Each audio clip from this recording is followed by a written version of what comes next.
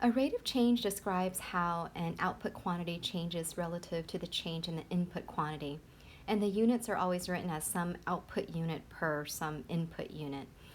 In the field of nursing, you probably deal with rates of change when you're trying to calculate IV drip rates. So, for example, to calculate the number of milliliters to infuse per hour, you would use the formula volume measured in milliliters, and you would divide that by time measured in hours, and that would give you some rate that's measured in milliliters per hour.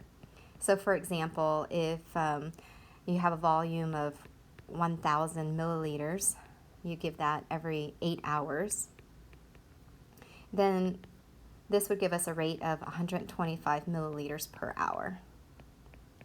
Okay, so that's just an example of a rate of change. Also in nursing, to give safe and accurate IV fluid administrations, you probably start by selecting the right size tubing for your patients. So you would either choose a micro drip or a macro drip. And if the infusion rate for a solution is relatively fast, like let's say 125 milliliters per hour, then you'll most likely use a macro drip tubing.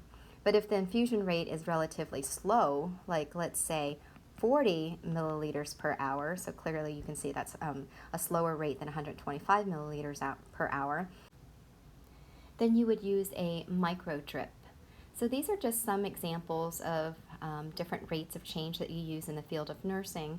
But in general, a rate of change tells us how a function either increases, so that change could be an increase, or how it decreases, and the numerical value of that rate of change, so whether it's 125 or 40, tells you whether that increase is a fast increase or a slower increase, and we can talk about how fast and slow a decrease of a function is as well.